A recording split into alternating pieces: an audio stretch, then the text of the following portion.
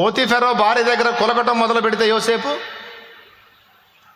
పోతీఫెరో భార్య అవకాశం ఇచ్చిందండి, పిలిచి అవకాశం ఇచ్చింది.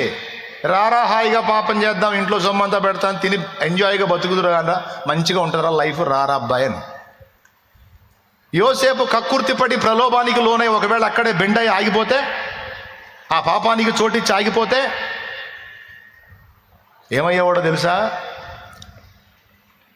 సర్వనాశనం అయ్యేవాడు. ఎవ్వడికి ఉపయోగపడేవాడు కాదు, తను తాను నాశనం చేసుకునేవాడు. తనకు ఆశ్రయం ఇచ్చిన పోతీఫెరో కుటుంబాన్ని కూడా నాశనం చేసేవాడు. ఆ చిన్న పాపానికి తను లోబడ్డట్టయితే నాశనకర్తగా మిగిలిపోయేవాడు యోసేపు. అంతే కదండి, అక్కడే ఆగిపోయేవాడు, కులుకుతూ ఉండేవాడు. ఇంకా ఐగుప్తు ప్రధాని లేదు, ఫరో దగ్గర నాయకత్వం లేదు, అన్నలకి కరువు కాలంలో ఆ ఐగుప్తు ప్రజలకి చుట్టుపక్కల ప్రాంతాల ప్రజలకి అన్నం పెట్టి అన్నదాత అయ్యేవాడు కాదు, ఇవన్నీ ఉండేవి కాదు. చూసావా పాపం ఎక్కడ కొట్టబోయిందో?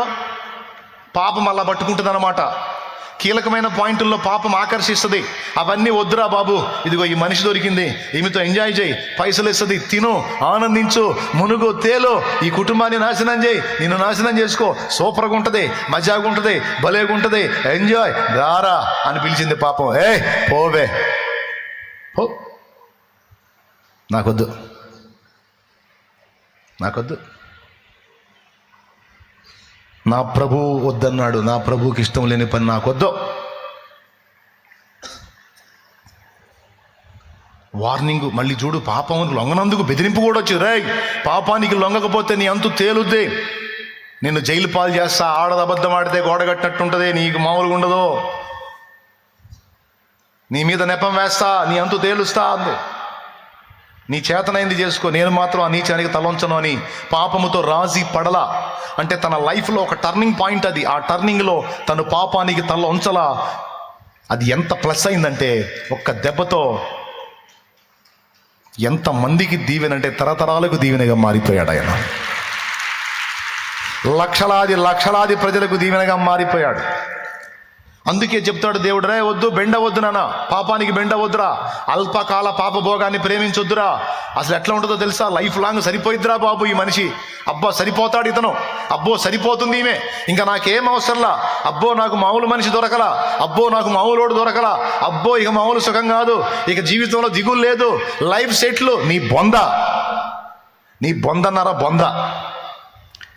పాపం వల్ల కలుగు భ్రమ అలా ఉంటుంది పిచ్చిదానా, పాపం వల్ల కలుగు భ్రమ అలా ఉంటుందిరా పిచ్చోడా.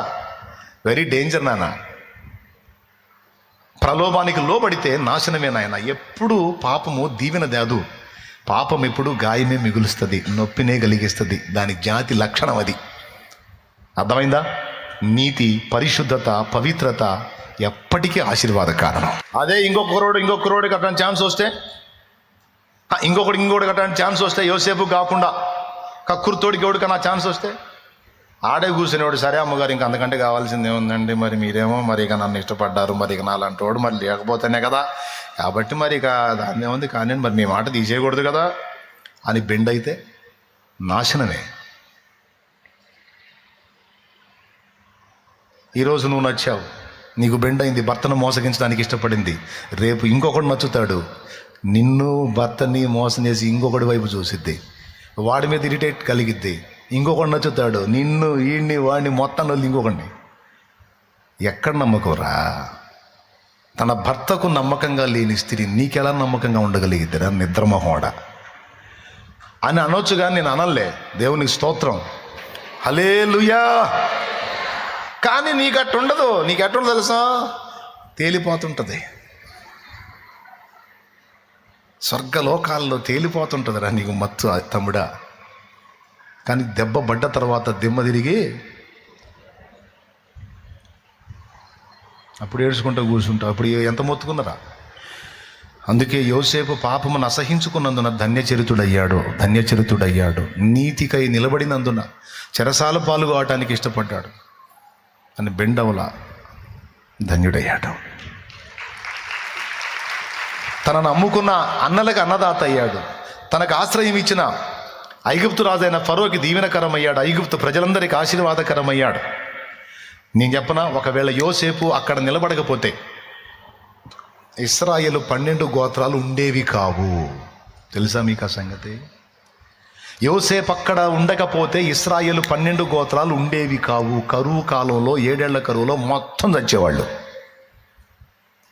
12 గోత్రాలు లేకపోతే 12 గోత్రాలు యూదా గోత్రం లేదు. యూదా గోత్రం లేకపోతే యేసుక్రీస్తు వంశావళి లేదు. ఇక అందులో దావీదు లేడు, ఇక యోసేపు లేడు. చూసారా? అంటే ఆ ఒక్కడక్కడ నిలబడటం వల్ల తరతరాలకు దీవెన ఎలా అయ్యాడో అర్థమైంది ఇప్పుడు మీకు, ఎలా అయ్యాడనమాట. అందుకే చెబుతున్న, పాపం వల్ల కలుగు భ్రమచేత మోసపోయి దాన్ని హత్తుకోకండి, నాశనం అవుతారు. ఖచ్చితంగా నాశనమే మిగిలిచింది. పాపం ఎప్పుడు మంచి చేయదు, దాని జాతి లక్షణం అది. కలుగుతాయి కొన్ని వ్యామోహాలు, శరీరాన్ని బట్టి కొన్ని భ్రమలు కలుగుతాయి, వాటిని అధిగమించాలి బిడ్డ. పరిశుద్ధత ఎప్పటికీ దీవెన. ఆమేన్. కాబట్టి పాపము క్రియగా మారొద్దు. మరి ఏం మారాలి? దేవుని వాక్యం క్రియగా మారాలి. పాపం చేసే సన్నివేశాల్లో కూడా వాక్యమే నీ గుర్తు రావాలి. పొరుగువాడు ఆకలితో ఉంటే వాక్యం ఏం చెప్పుచున్నది? నిన్ను వల్ల నీ పొరుగువానిని ప్రేమించు, నీకున్న దానిలో అంతా సాయం చేయి, నేను చేస్తా. వాక్యం నెరవేర్చి దేవుని వైపు చూడు. దేవా, నీ వాక్యం నేను నెరవేర్చా, మరి నా సంగతి ఏంటంటే, ఇస్తా బెటర్, నీకు దీవెన ఇస్తానంటాడు ఆయన. నా మాట చెప్పావు కదా, నా మాట చేసావు కదా, నేను అద్భుతం చేస్తా బెటర్ నీకు. ఆ రాతి బాణాలని నీళ్లతో నింపండి. నింపారు, తీసుకెళ్ళి విందు ప్రధానికి ఇవ్వండి, ఇచ్చారు. చెప్పిన మాట విన్నా, అడ్డు చెప్పలా, ఆ మాట నెరవేర్చారు. అద్భుతం జరిగింది. నీళ్లు ద్రాక్షరసముగా మారినాయి. చూసారా? నా తండ్రి చెప్పిన మాట వినాలి, అది నెరవేర్చుకునే విషయంలో జాగ్రత్తగా చూసుకోవాలి. ఏవేవి నెరవేరుస్తున్నా, ఎక్కడెక్కడ ఏ వాక్యం నా పట్ల నెరవేరట్లేదు. కోపపడుడి కానీ పాపం చేయకుడి అని ఉంది. కోపపడుతున్నాను, కొంచెం బూతులు ఆడుతున్నాను, వాక్యమేమో దూషణ చేయొద్దని చెప్పింది, ఇది మార్చుకోవాలా, నేను ఈ తిట్లు మార్చుకోవాలా, ఈ దరిద్రపునరు చీచి ఎట్లా పడితే అట్లా మాట్లాడుతున్నా. దేవా, నన్ను క్షమించయ్యా, ఇది నెరవేర్చలేకపోతున్నా ప్రభువా, నన్ను మన్నించయ్యా, నోటిని కంట్రోల్ చేసుకునే శక్తి నాకు అయ్యా అని వేడుకోవాలి. ఆ వాక్యం కూడా నెరవేర్చాలి. కోపపడుడి కానీ పాపము చేయకుడి అంటే ఏంటో తెలుసా? కోప్పడు, గద్దించు, తప్పు లేదు. కోప్పడకపోవటం కూడా ఒక రోగమే. కోప్పడు, గద్దించు, తప్పు లేదు. కానీ దుర్భాష కానీ, తొందరపడి కొట్టడం కానీ, తొందరపాటున చేయొద్దు. అక్కడ దేవుని ఆత్మ దుఃఖపడతాడు. వాక్యం అట్లా ప్రతి విషయంలో వాక్యం ఏం చెబుతుంది, నేనేం చేస్తున్నా, నా బాధ్యత ఏంటనేది నువ్వు జాగ్రత్తగా వాక్యం చూసుకుంటా, వాక్యం నెరవేర్చుకుంటా నువ్వు అడుగులే. వాక్యం ఎప్పుడైతే నీ ముందు పెట్టుకొని నడుస్తావో, వాక్యమై ఉన్న యేసు నీ ముందు ఉంటాడు. ఇక నీకు ఎదురుండదు తమ్ముడా. అలా దేవుని మాటలు ముందు పెట్టుకొని యోసేపు నడిచినందున శ్రమలన్నీ దీవెనలుగా మారి అందలమెక్కి కూర్చున్నాడు, తరతరాలకు దీవెనయ్యాడు. కాబట్టి 2 విషయాలు చెప్పాను. విశ్వాసము క్రియాత్మకమైతే శక్తిగా మారుతుంది, వాక్యం కూడా క్రియాత్మకమైతేనే శక్తిగా మారుతుంది.